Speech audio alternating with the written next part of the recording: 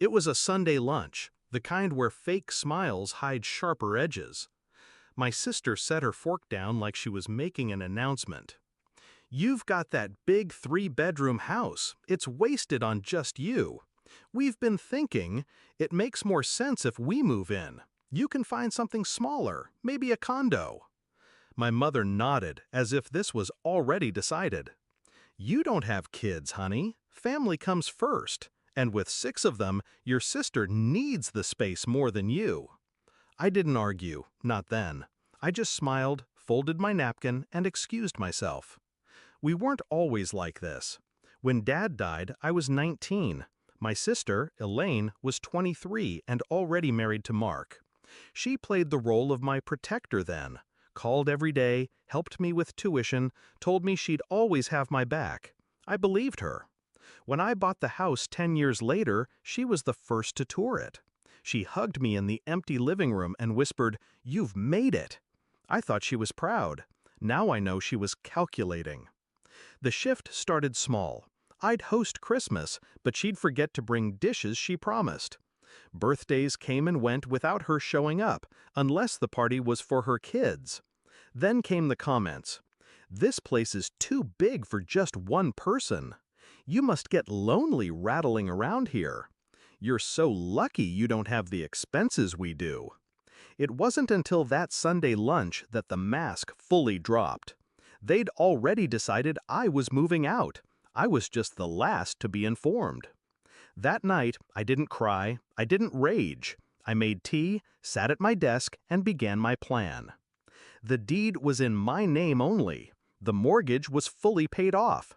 I'd worked years to get here, and they assumed I'd give it away because my womb had stayed empty. I wasn't going to fight them head-on, no. People like Elaine thrive on public drama. I'd make her think she'd won, right until the floor dropped out from under her. Step 1, I agreed. A week later, I called Elaine. My voice was light, almost cheerful. "You know, you're right. This house is too much for me. If it'll help you out, I'll move. But I'll need a couple of months to sort things." She was almost giddy. Mark got on the line to thank me, though he couldn't hide the smugness. They even started bringing the kids over to get them used to the place. That was fine. Every visit gave me the chance to gather exactly what I needed. Step 2, I sold the house. Not on the open market, not to anyone they knew. A private buyer, cash offer. I accepted quickly, under market value, to ensure it closed before word could spread. The contract was airtight, the funds already transferred to an account they didn't know existed. I told no one, not friends, not neighbors, just my lawyer. Step 3, I let them plan their move-in. Elaine sent me Pinterest boards for their kids' rooms. My mother suggested where we could store my furniture until I found a smaller place. I nodded through it all, smiling at the mental image of their faces when they learned. Moving day.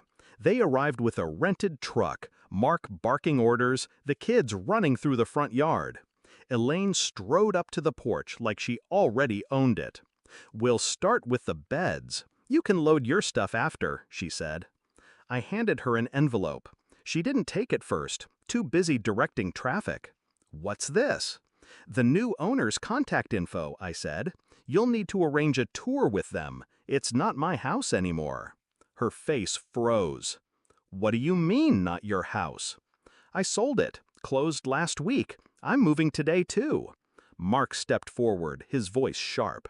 "You can't just—" "I could. I did. And since you never paid a cent toward it, you had no claim.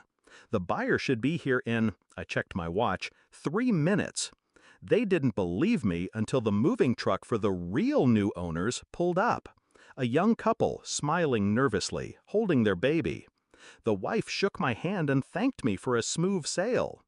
Elaine's kids stood confused, clutching their toys, as their mother's voice pitched higher, more desperate. My mother avoided my eyes entirely.